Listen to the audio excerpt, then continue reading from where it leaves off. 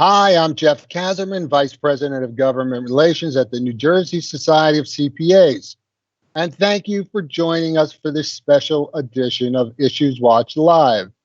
I'm joined today by Mike Affuso.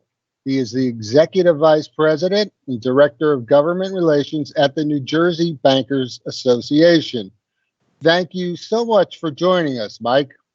As I'm sure everyone knows, the Paycheck Protection Program, which everybody really knows as PPP, it's been in extremely high demand. In fact, the demand has been overwhelming, and the first round of money, $349 billion, ran out in 13 or 14 days. Fortunately, Congress approved the second round of funding to the tune of $315 billion. But that money, too, is not expected to last very long. In our previous broadcast, we talked with CPAs and the SBA's New Jersey District Director about the PPP. Everybody's been knocking the banks over the problems with the program. But I don't think there's been much attention paid, if any, to the bankers' side of the story. So today, we're going to look at it from the bankers' perspective.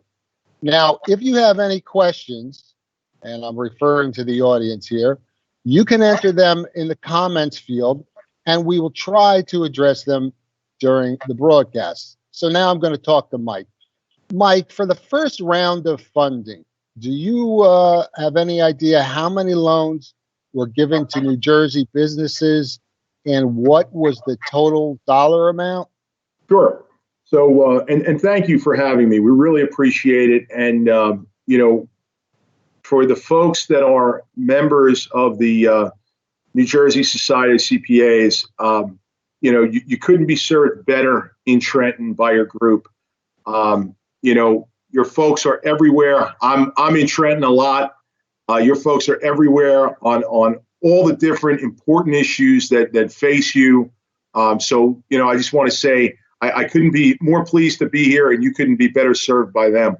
But to answer your question, the PPP in New Jersey in round one, there were 33,519 loans that were approved in that process, and that's $9.5 billion in funding.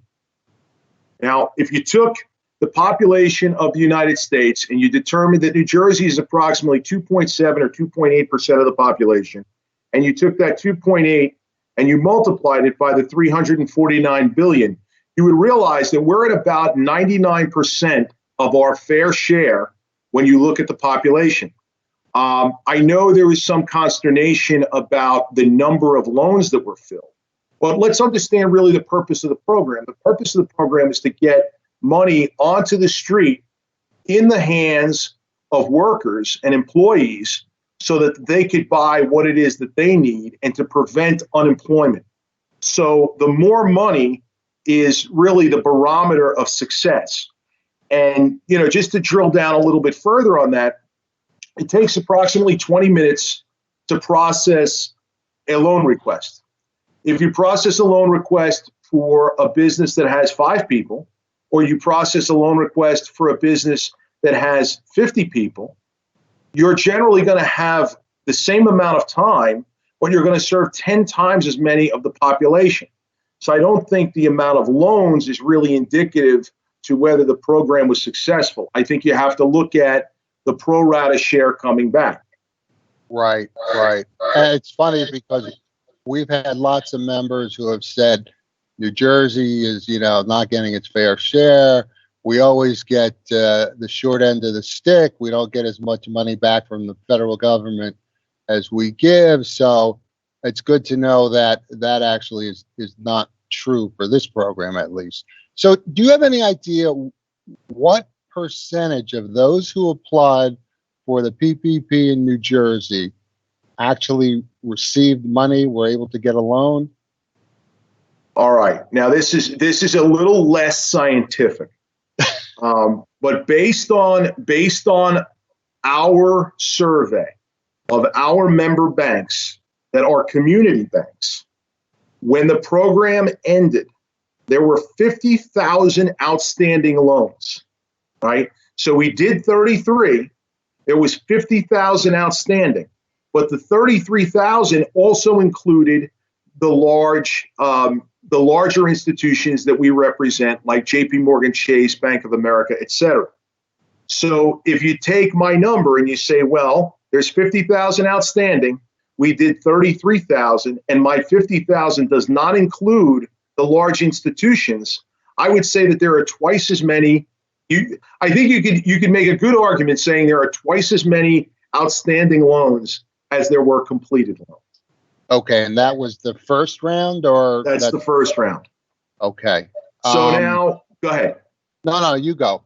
So now the question to me is, all right, you have twice as many people waiting in the queue, waiting for this funding of the second round. And how do you negotiate that? And, the rollout of the second round was also a bit clunky on the SBA side. And I know the banks are getting to the lenders or getting to the borrowers as quickly as they possibly can. But our survey, as I said, 50,000 people, 50,000 borrowers outstanding, 5.7 billion in loans outstanding. So, those are big numbers. And that does not include people that haven't gotten into the queue and were still waiting for banking services. Yeah, that sort of gets into the next mathematical question. I'm really drilling you here on these questions from, well, not quite calculus, but maybe ninth grade, where you had to do a lot of percentages and algebra. What percentage applied? What, in other words, they got into the application process, but they were not able to get a loan. So they went in, they got through, and for whatever reason, the bank or SBA said, no, sorry, we can't do that for whatever reason. Well, I think there are two pieces. When you say applied, do you mean people that were accepted but in the queue and not funded? Or do you mean people that said you're not eligible for this program? The first one, where they got in the queue, but were not approved. So go back to the original numbers. 33,000 got it. 50,000 are waiting, but that 50,000 is a low number because it doesn't include the larger institutions. So if you take the 50,000 and just to make my life easy and throw another 17,000 on top of that, that's 67,000. So 33 and 67 is 100,000. 33,000 were approved. That means a third were approved. Oh, okay. All right. And that's extrapolating what the larger institutions might be doing that is not showing up in that 50,000 number. And why don't the larger banks show up in the numbers? Because they can't drill down to New Jersey like my community banks can. Because again, I'm asking this on a spreadsheet. It's not a real scientific, perfect way to do it. Right. Okay. So let's look at the second round of funding, which in its first day, I believe the whole system crashed. Outside of that, how has it been going so far? Have there been any significant changes comparing this round to the first round? Well, I think so. Here's what happened in the first round. There are really two types of banks. There are banks that did business with SBA and banks that didn't do business with SBA. For the ones that didn't do business with SBA, SBA was going to allow them to do business with them, particularly for this program. However, those banks had to develop connectivity with SBA, and that connectivity was very difficult to establish. So getting off the ground, if you banked at a bank that did not do business with SBA, and you were trying to get a loan through them, you were waiting because SBA and that bank had to have connectivity. Okay. That problem is largely solved for round two. However, what you now have, though, is a line of at least 50,000 people waiting for loans already in the queue. So what SBA did in the beginning was they allowed for institutions to submit 15,000 loans all at once at one time. So you got one slug to go in. And then they lowered the 15,000 to 5,000.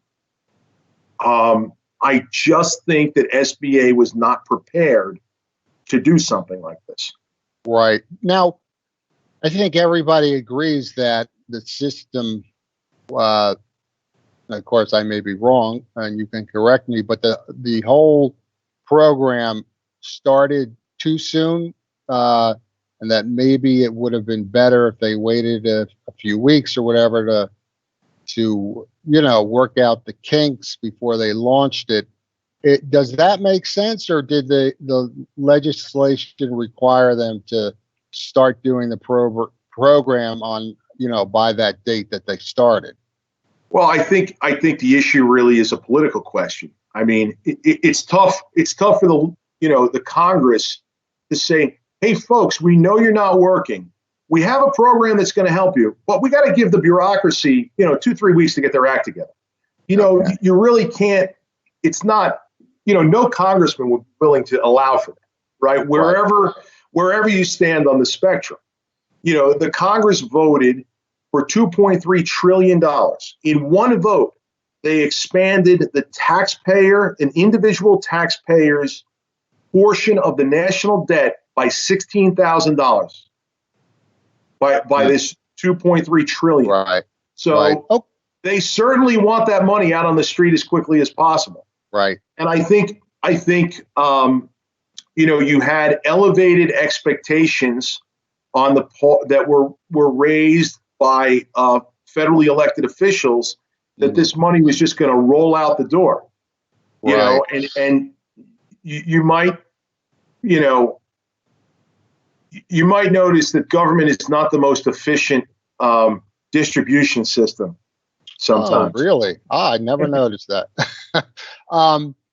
Can you give us a postmortem on the PPP so far? Like what worked, what went wrong, and how it should be done in the future, if they find money for round 3 or round 4? I mean, what are your personal views on that? Well, I think the first problem was the connectivity in the beginning. So you had a bunch of people that banked at banks that were wanted to help them, and they were not connected with the SBA. So there was that level of consternation of the banker is trying to do what they're trying to do and get connected with SBA, and their customer is saying, what's going on here? What's the problem? The president says this is fine. Why are you dropping the ball for me? Yeah. So I think that was really an issue. But again, if you look back at the numbers and you realize that we basically got what we had coming to us, I think we did a pretty good job on it. The other thing, I mean, realistically, like, look at me, I'm in my kitchen. How many people were doing this out of their kitchen? It's less than perfect. It's a less than perfect situation, where if you were rolling out a program and it wasn't a contagion, it was something else, that you could put a bunch of people in a room and just say, hey, bang it out. And we're going to work here until it's over with. And we're going to order breakfast, lunch, and dinner. You're dealing with people and they have, bandwidth issues, legitimate bandwidth issues, and they have to deal with their own children and all of these different pieces. So, I still go back to the fact that we're almost 100% funded, and I feel pretty good about it. The question to me really boils down to, it's great that we hit our number, but other states were not as affected by COVID, and they hit their number too. And is that really, we got our pro rata fair share, but was it really necessary for some of the states in the Midwest to get their quote unquote pro rata fair share? But I'll leave that for others. I mean, quite honestly, I'm just trying to work with my members to make sure we are answering every call that we can answer. Right. I think I heard you once say that you've been dealing with about 50 phone calls a day. Personally. Yeah, personally. We have a question that just came in. And here's the question. I have a few clients who applied day one through a very large bank who have not heard anything yet, but lots of clients who applied through smaller banks as late as last week have been approved. Can you comment on why that may be, small versus large institutions?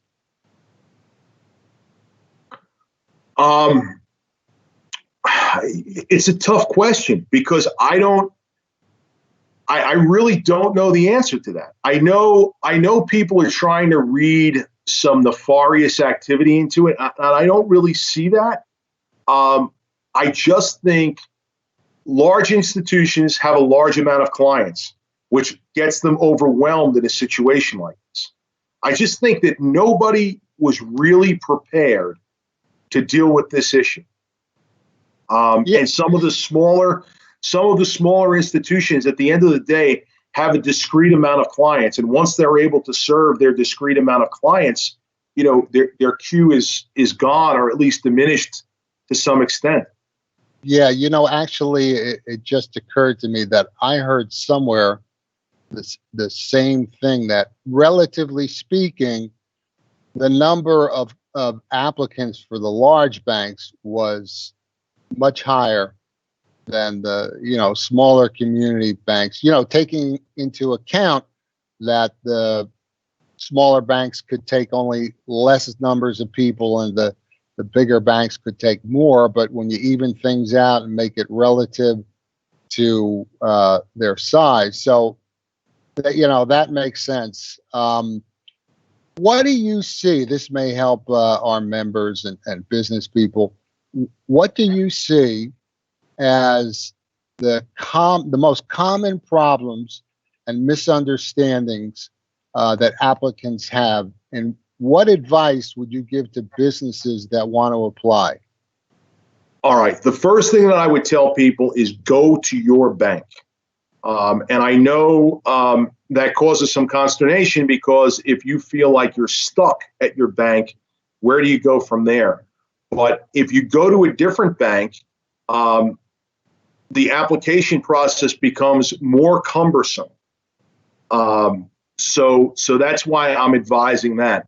As far as where I've seen difficulties,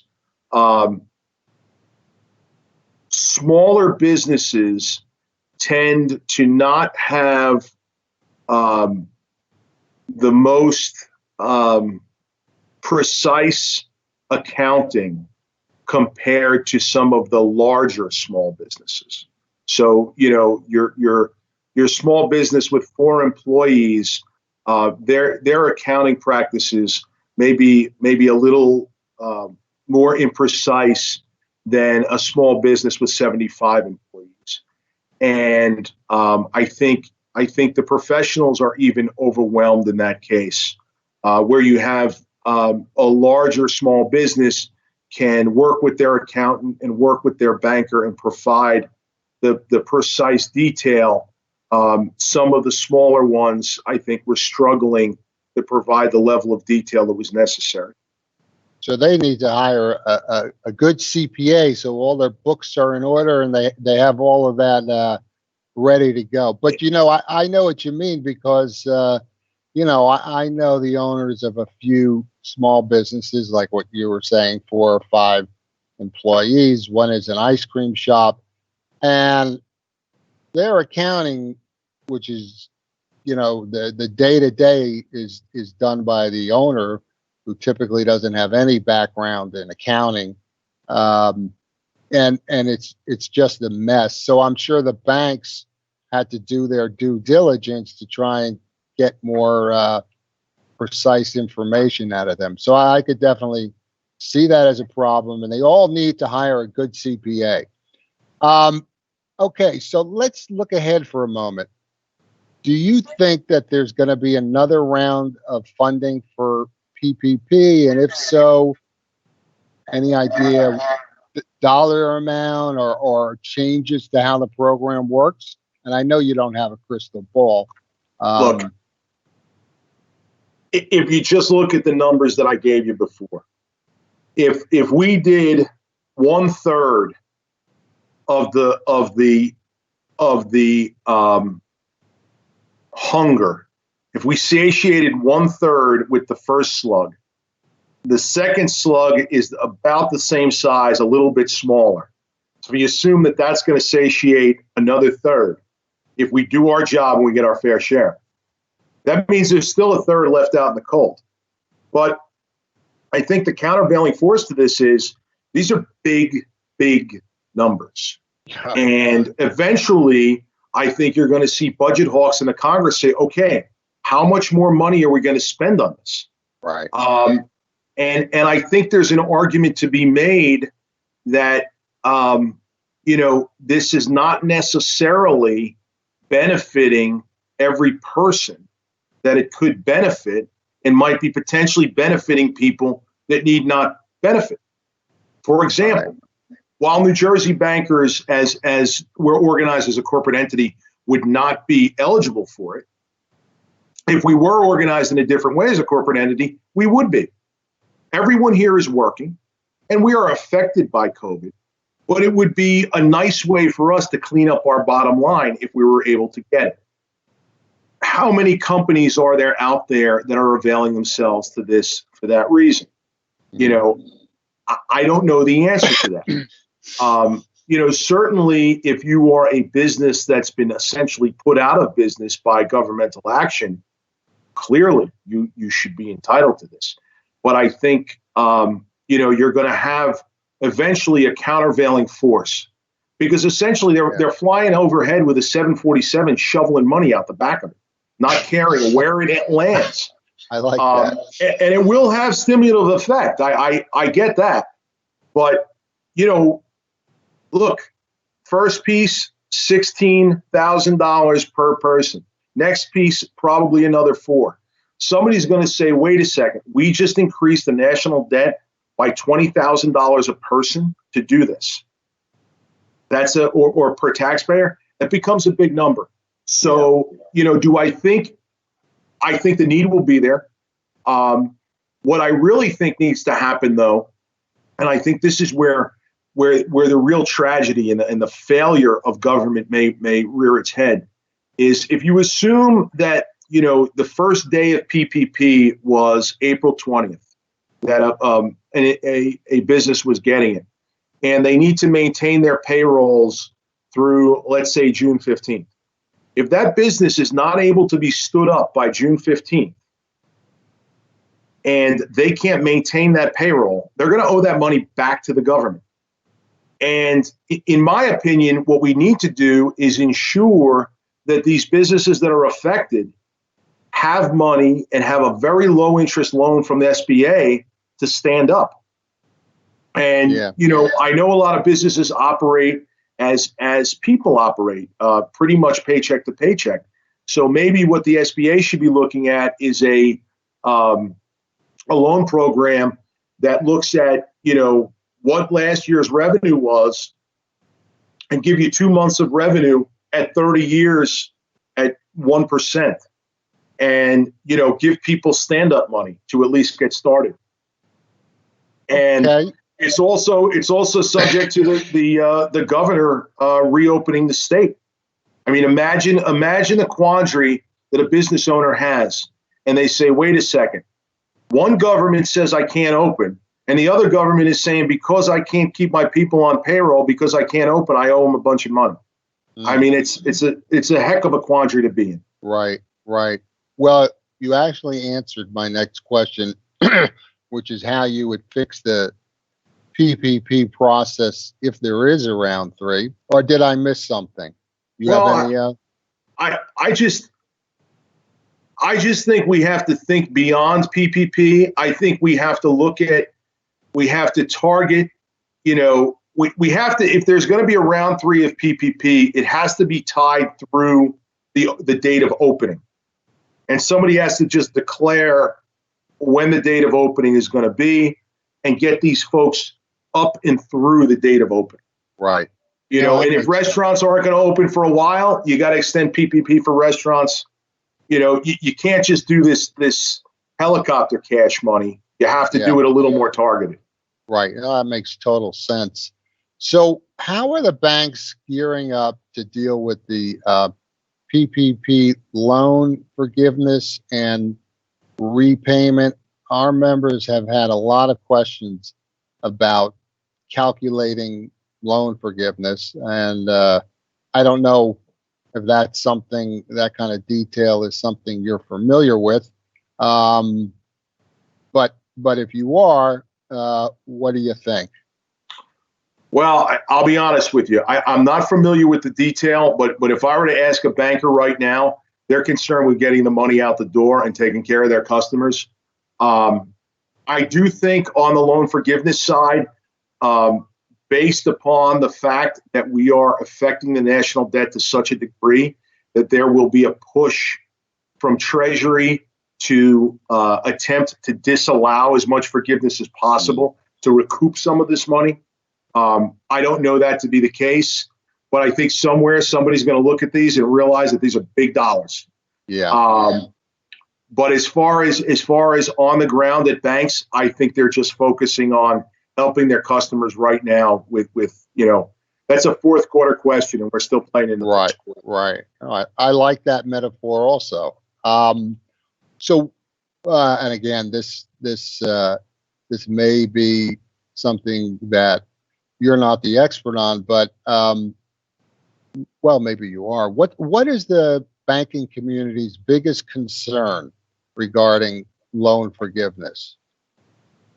I think that there will be a lack of clarity in what the rules are, or the rules changing midway through, and the fact that they will be the ones that will be telling their customers that they did not get forgiveness because the customer understood the program to operate in one way.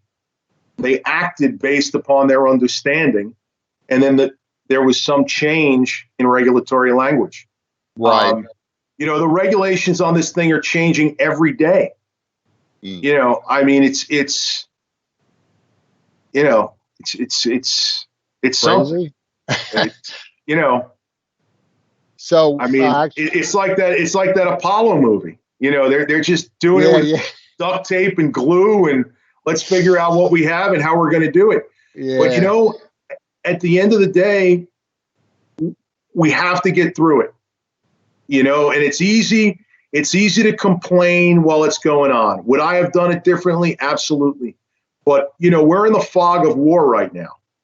And, you know, it's very easy to criticize all different types of decisions and, you know, Monday morning quarterback what you would have done and what you could have done. We're talking about big dollars, and we're talking about a situation where, you know, people were falling off a cliff. So, you know, it's a political question. Right. It's a political, you know, at the end of the day, if you look at the COVID cases in certain states, does it make sense that all this money could drop into those states? No. But you know what? Those states have 2 senators too. Yeah. And that's the reality of it. Yeah. Actually, and obviously I'm not a banker and I'm not a CPA. I was kind of shocked that they were that they had any kind of program ready to go of this kind of enormity. You know, whatever it was, the bill was signed by the president, and a couple of days later it began, right? I mean, I was like, how did they ever put that together so quickly? So are there any other types of loans or federal or state programs that small businesses should be looking into? Well, through the SBA and through this new round of funding, there are economic disaster loans that you could get directly through the SBA, but it's pretty much closed out. Treasury is also doing a Main Street loan program. Okay. But those are big dollars generally. And, that's still being discussed where the industries are commenting on how that should be precisely rolled out. And then, as you know, the EDA programs in New Jersey were oversubscribed almost instantaneously. Right. There's so much need out there. It just right now the PPP is the only show in town. Yeah. I have yet to hear of someone getting an economic disaster loan in round 2, even though $60 billion was appropriated for it. Oh, that you mean the what do they call that? The EIDs? Yeah, right. Yes. So after round 2 of the PPP loans are over and $700 billion has been given out to small businesses. Now I'm going to ask you to be an economist here. So that's $700 billion to X number of businesses. Is this enough to really get, small businesses through the coronavirus so that they can be profitable or at least not losing money in 6 months or a year? Or, are we really talking about trillions needed to do that sort of thing? And you're not an economist, so, you can just give me your views on that, but we won't come back in 6 months and harass you if it doesn't turn out to be right.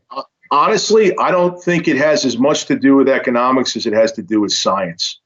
Okay. If this vaccine that moved the stock market this week, or not vaccine, but if this treatment that moved the stock market last week actually turns out to be a viable treatment, and if they can get a viable vaccine, then you're going to have less social distancing. I just don't understand if the idea is going to be that we're going to open up businesses and allow them to operate at 50% capacity for people, how those businesses are going to be able to become viable, right? Because if you think about it, if the clamor for PPP is because businesses are essentially living paycheck to paycheck, how is it possible that if occupancy of a hotel or of a restaurant or a bar gets shrunk by 50% for somebody that's operating paycheck to paycheck as a business owner, how is it possible that those businesses are going to be able to stand up? I just don't see it. I think it's going to be science is going to drive the economics. I really believe that. I've been wondering the same thing. Like, I've been reading for a while. Well, maybe in the middle of the summer, maybe a little earlier, maybe a little later, we're going to let restaurants open and everybody has to be at least 6 feet apart, and they'll be limiting the number of people coming in. And I'm thinking to myself, well, a lot of these restaurants have a hard time even when they can let in as many people as they want and they're crowded.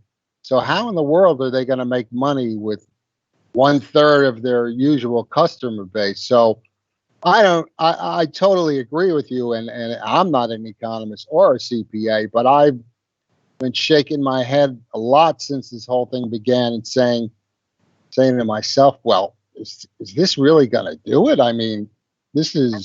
I don't know. I've been thinking a lot of businesses are not going to get through this, at least the smaller businesses. So if you were an enlightened dictator, you can do whatever you want. And of course, since you're enlightened, you're looking out for the best in the public interest. What steps would you take now to help small businesses? What would you do to help them get through this crisis and then, get up and standing on their feet again? And I do realize that since you're aware of the political realities, there may not be trillions and trillions and trillions of dollars on this for this, but you are an enlightened dictator, so you can ask for somewhat more money if you have to. Didn't Shakespeare say, kill all the lawyers? That's the first thing that he would do if he was an enlightened dictator, and I'm a lawyer. I think, look, this is a problem that you're going to have to throw money at, Right. but you're going to have to look at the science also and see how the science is developing. And I think, I believe the market is going to dictate for certain venues whether they're going to be successful or not. I absolutely love the New York Jets. If somebody gave me for free season tickets, 50-yard line, lower tier, I would not go to a Jet game until I knew there was something that would be preventative for me. I would not go to an 80,000 person stadium. Right. And I'm not the type of person to be afraid of a lot of things. But if you have folks like me saying, you know what, it's not really worth my aggravation, I'll watch it on TV, I think you're going to see a lot of folks like that. Yeah. So I really think that science is going to drive this. And, yes, we need to throw money at it. One of the things that I would do if I was an enlightened dictator is have independent contractors paying into the unemployment fund, so that if something like this happens again, and I'm sure it will, unfortunately, in our lifetime, that you have as many people paying into the Commonwealth, and then they could draw from the Commonwealth. Right now, you have a situation where now independent contractors will be able to draw from the unemployment fund, but I think it should be structured better, and I think some of these government programs should be retooled in ways that reflect the way the economy is working and the way the economy is going to work in the future. So I would look at that. And then as far as money goes, look, we could keep throwing money at it, and maybe that's what we need to do to get through a critical phase. But, we also have to look at what this means in the scope of the national economy, the national debt, et cetera. I mean, we're gonna be at debt to GDP ratios that are higher than during World War II. So there's only so much that this can continue to go on. And I'm not saying we need to stop immediately, but we need to really. There needs to be a hard decision, and maybe the hard decision is not going to be until 2021. But eventually, some hard decisions are going to have to be made. Right. So do you have any closing advice to small businesses to help them survive this crisis? Anything you would tell them? So first, on the PPP, if you're in the queue, I would say be patient. You're going to have a competitor, a compatriot that's going to say, I went to this bank and it went faster. You're just not going to know where you are in line currently and where you're going to be in line at the next place. I have not advised a person, and as I said, I was taking 50 phone calls a day for about the past month. I have not advised somebody to get out of line if they're in the queue, because it would be a heck of a thing if you went from number 2 to number 2,000 if you got out of line, and there's no way of knowing that. Right, so I'm advising folks of that. I'm advising folks, if you have not applied for the PPP, to go to your bank and apply at your bank. That's the other piece of it. And finally, before you do that, make sure you do have your accounting in order, because that's going to become problematic during the application process. Okay. Beyond the PPP, I urge patience for people, but I also know that people need to eat, and you can't eat patience. I do think there'll be additional government action. I think additional government action is necessary. I would just kind of like to see what that looks like in the future, and we'll go from there. I mean, I could tell you this across the spectrum. The elected officials that I've dealt with are all grappling with how to deal with this issue. They all care about their constituents. They care about the state. They care about the country. It's so unprecedented, though, that there's a lot of folks, just as business owners are at their wits' end, policymakers are also at their wits' end. And, you have a whole, if you look at what's going on in the country right now and you look at what's going on in the world right now, as far as responses go, there are so many different choices of how to respond to this as a public policy leader. And, you just don't know the answer. Some people are touting what's going on in Sweden. Others are saying it's not a good idea. And, all these folks are operating based upon imperfect information. Yeah. And they're trying to arrive at the best conclusion that they can based upon imperfect information and based upon the fact that there is no vaccine. And right now, you can't just get a shot and cure it. So it's an extraordinarily difficult situation. It's not something like a war, that you could ramp up production and fight a battle and win the battle. We need to figure out how to win the battle first. Yeah, I don't think I think everybody is suffering. There are no winners in this game, except, I don't know, maybe there's a few manufacturers who make masks and gloves who are doing okay, but that would be about it. So that just about wraps it up for this broadcast. Mike, we thank you so much for joining us today. You provided a lot of insights that I think very few people are aware of, including myself. So, thank you very much for joining us today. Jeff, I'm glad to be here. And, I think, at the end of the day, we have to remember who it is that we are.